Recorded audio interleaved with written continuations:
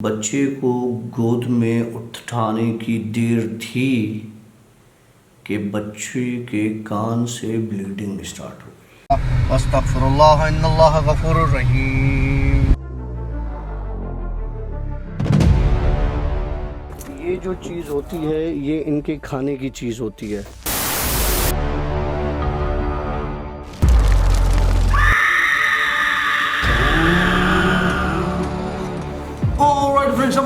Welcome to yet another the Bhoot show. और the Bhoot show की एक नई स्टोरी के साथ मैं हूं आशिफ और हमारे साथ मौजूद है डॉक्टर काशिफ। अस्सलाम वालेकुम। वालेकुम अस्सलाम। The Bhoot show. जैसा कि हमने कल की स्टोरी में प्रॉमिस किया था कि हम इसमें कुछ खास लेकर आए हैं और ये हमें आया है पैकेट बहुत दूर से, लेकिन इसके बारे में हम आपको बताएंगे व्लॉग की एंड में कि इसके अंदर है क्या। इस स्टोरी के एंड में डॉक्टर साहब क्या सुनाने जा रहे हैं आज आप? सॉरी सबसे पहले वो ये कि हमारी जो पीछे 3-4 स्टोरीज हम थोड़ा गैप कर गए, उसके लिए एक्सट्रीमली सॉरी। वो कभी कभार कुछ भंड हो जाते हैं और डॉक्टर साहब बिज़ी हैं, कहीं पे हम बिज़ी हैं, तो हर किसी की अपनी मसरूफियात हैं। आप लोग तो रिवाइंड फॉरवर्ड प्ले करके ना वो देख लेते हैं आगे पीछे करके, लेकिन हम लोग कहीं कहीं पे आगे मज़ा आप लोग पूरा लेते हैं, लेना चाहिए, छोड़ते नहीं हैं। लेना चाहिए मज़ा, ज़िंदगी। Keep enjoying, keep rocking. और कभी कभी मज़े बहुत गले पड़ जाते हैं। मैं नहीं कर यार, तो ये चीज़ें मत बीच में लाया कर। कभी कभार तोहफे गले पड़ जाते हैं, कुछ मज़े गले पड़ जाते हैं, तोहफे गले पड़ जाते हैं। मतलब तेरी आज स्टोरी भी इसी पर है। ऐसे गले पड़ते हैं कि नहीं निकलते। पैकेट खोलना है नहीं खोलना है ये बता। पैकेट खोलेंगे। खोलेंगे, ओके जी डॉक्टर साहब।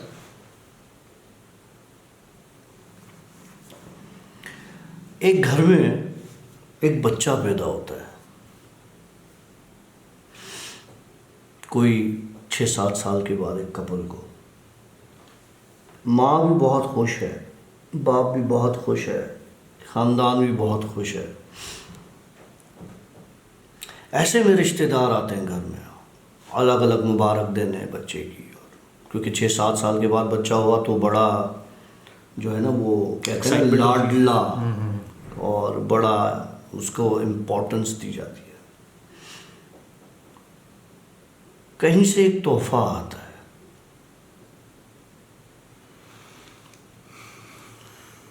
तोहफा लाने वाला उसका अपना वालिद कि मेरा बेटा हुआ है, मैं से दुनिया का हर सुख हर चीज़ दूंगा। हम गलत करते हैं, शुरू हो गए। दुनिया का सुख और खुशी आप तोहफ़ों से नहीं दे सकते। मोहब्बत बहुत ज़रूरी होती है हर चीज़ में। खैर, तो वो मार्केट से एक अच्छी दुकान से अपने बेटे के लिए एक झुंझुना जो होता है जिससे छोटे बच्चे देख के जिसके साउंड से जो है ना काफ़ी काम हो जाते हैं, धाड़े मारना बंद कर देते हैं। उसके पीछे भी कोई राज है। बहरहाल उसका वालिद जो है वो ले आया उसके लिए। बच्चा रात को रोता था, तो नॉर्मल बच्चे रोते हैं, सारी रात जागते हैं क्योंकि उनका रूटीन बन नहीं रहा होता।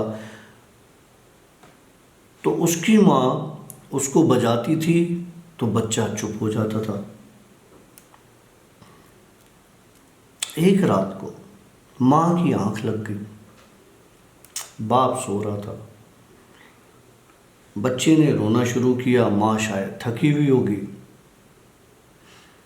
2 सेकंड 3 सेकंड 5 सेकंड 10 सेकंड रोया होगा, चुप हो गया।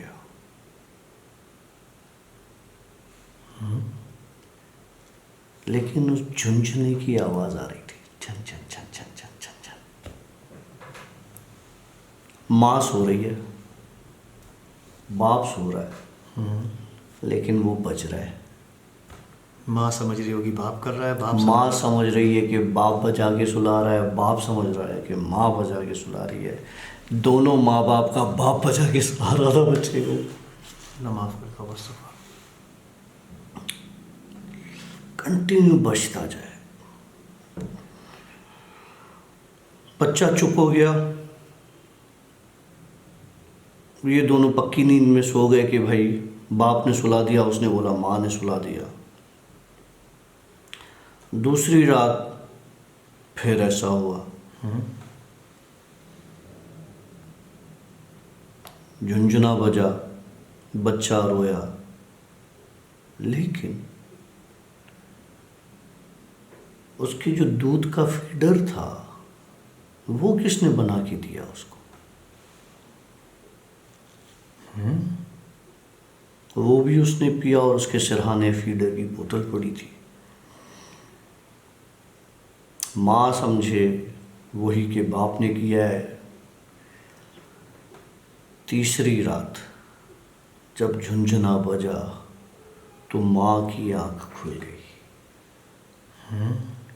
माँ ने देखा एक औरत उसके बच्चे के सिरहाने खड़ी होकर झुंझुना बजा रही है।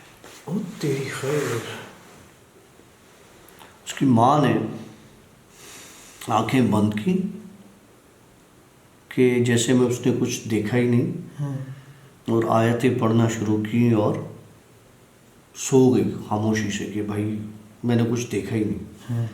सुबह उठी, अपनी मियाँ से डिस्कस किया कि मैंने रात ये देखा है। तो उसने बोला ये तो 2-3 रातों से हो रहा है। तो कहने लगी हाँ मुझे लगता है कि ये आप बजा रहे हो। कहने लगे मुझे लगा कि तुम बजा रहे हो। बोला फीडर किसने बना के दी? वो तो आपने बना के दी। बोला नहीं मैंने तो नहीं बना के दी। अब बच्चे की एज कोई हफ्ते में होगी, मतलब 5-6 दिन का होगा या 7 दिन का होगा। दूसरी रात आई उसके बाद की। अब दोनों जाग रहे हैं, नहीं सो रहे, मियाँ बीवी के। बच्चा रोता है तो कोई और चीज़ आके उसे चुप करवाती है तो हम नहीं सोएंगे, जागेंगे। ना चाहते हुए दोनों की आंख लग गई, सो गए। फिर झुंझुने की आवाज़ आई तो दोनों ने आंखें खोली तो झुंझुना बच्चे के हाथ में था और बच्चा बजा रहा था। 6-7 दिन का बच्चा, 8 दिन का जी। उसके हम बच्चे के हाथ में वैसे भी दे दें तो वो हाथ पांव तो हिलाता है ना, तो वो बजा रहा था। इन्होंने उठ के उसके हाथ से लिया और अपनी गोद, बच्चे को गोद में उठाने की देर थी कि बच्चे के कान से ब्लीडिंग स्टार्ट हो गई।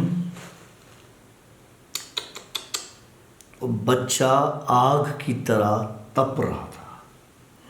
इन्होंने गाड़ी निकाली, बच्चे को हॉस्पिटल ले गए कि बहुत तेज़ बुखार हो रहा है। रास्ते में बच्चे को फिट्स आना शुरू हो गया। बच्चा हॉस्पिटलाइज हो गया, नर्सरी में रख दिया उसे। बाप बाहर बैठा हुआ, माँ बाहर बैठी हुई। एक रात बच्चे को उन्होंने दवाएं दी, ऑब्जर्वेशन पे रखा। सुबह में डॉक्टर्स ने कहा हम इस बच्चे को यहाँ नहीं रख सकते। तो बाप ने पूछा क्यों? बोला हमारा नाइट का स्टाफ डर गया है कि इसके सिरहाने एक औरत खड़ी हमने देखी है। डॉक्टर्स भी ये मान सकते हैं? पैरामेडिकल स्टाफ ने जब यार एक चीज़ देखो, डॉक्टर्स कौन है? इंसान है ना, नर्स इंसान ही है ना। एक कमरा खाली और कोने में तुम इस औरत को खड़े हुए देख लो तो तुम भी मानोगे? मैं तो मान लूँगा, लेकिन डॉक्टर्स कभी भी, हॉस्पिटल वाले कभी बोलेंगे नहीं नहीं सब ठीक है साहब ओके। लेकिन वो नर्स कैसे? नर्स ने तो अपनी आंखों से देखा ना, तभी तो बोला बच्चा ले जाओ। उन्होंने बच्चा उठा के एक अच्छी हॉस्पिटल में ले गए। वहाँ भी इनके साथ यही हुआ।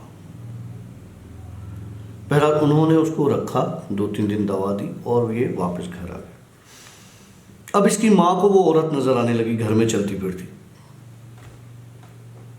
इन्होंने बोला कि किसी को बता देते हैं, किसी को दिखा देते हैं, कहीं ना कहीं आपके गुनाह घूम फिर के आपके सर आते हैं।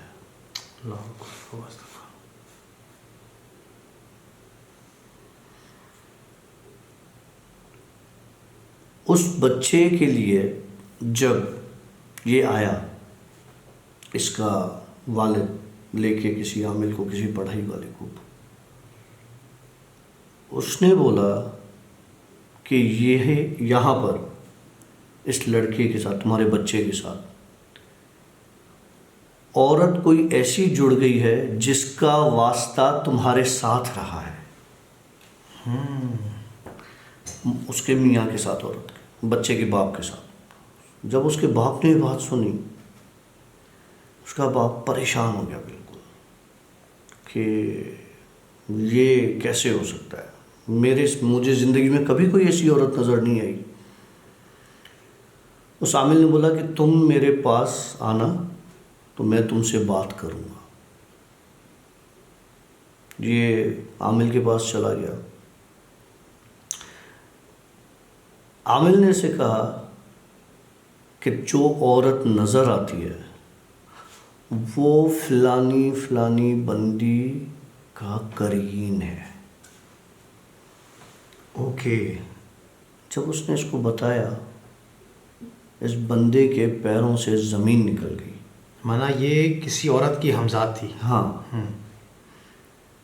ये परेशान हो गया, बोला ये कैसे हो सकता है। बोला रुक, मैं तुझे बताता हूँ। उसने उसको बुलाया, वो आई। उसने आमिल से कहा, इससे पूछ कि इसने मेरा बच्चा क्यों गिरवाया, क्यों अबॉर्ट करवाया। अल्लाह अकबर। मतलब इस बंदे का कहीं अफेयर था। वो औरत प्रेग्नेंट हुई थी। इसने उसको अबॉर्ट करवाया था और उससे शादी नहीं की और उस बंदी ने सुसाइड कर लिया था। और जब से उसने सुसाइड किया था, उसका करीन इस बंदे के साथ रहता था कि इसको कभी औलाद नहीं होने दूंगा। जब 7 साल के बाद औलाद हुआ तो उसके बच्चे को मारने के लिए वो इसके साथ जुड़ गया।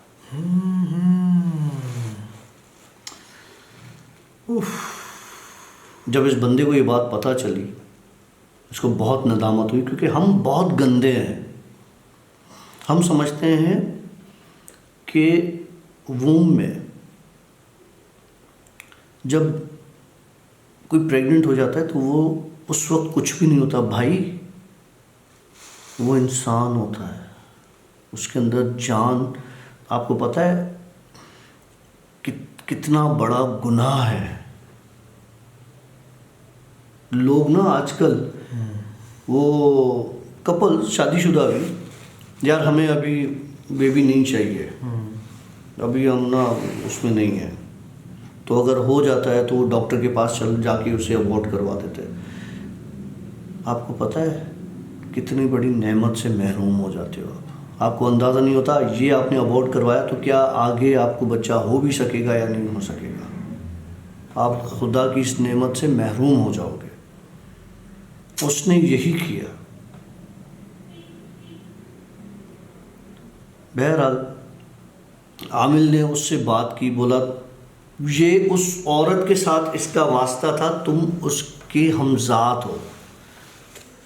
वो औरत इसका गिरेबान खुद पकड़ेगी, तुम्हें कोई हक नहीं कि तुम इस पर जाओ।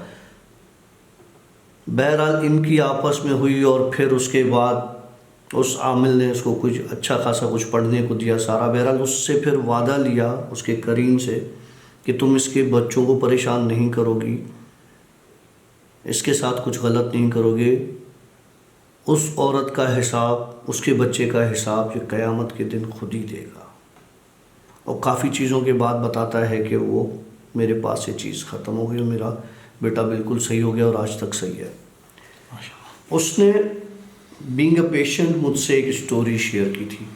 वो मेरे पास एक पेशेंट के तौर पर था, लेकिन जब उसने जिन स्टोरीज देखी तो मुझे कहने लगा मैं आपके साथ एक किस्सा शेयर करता हूँ। देखें,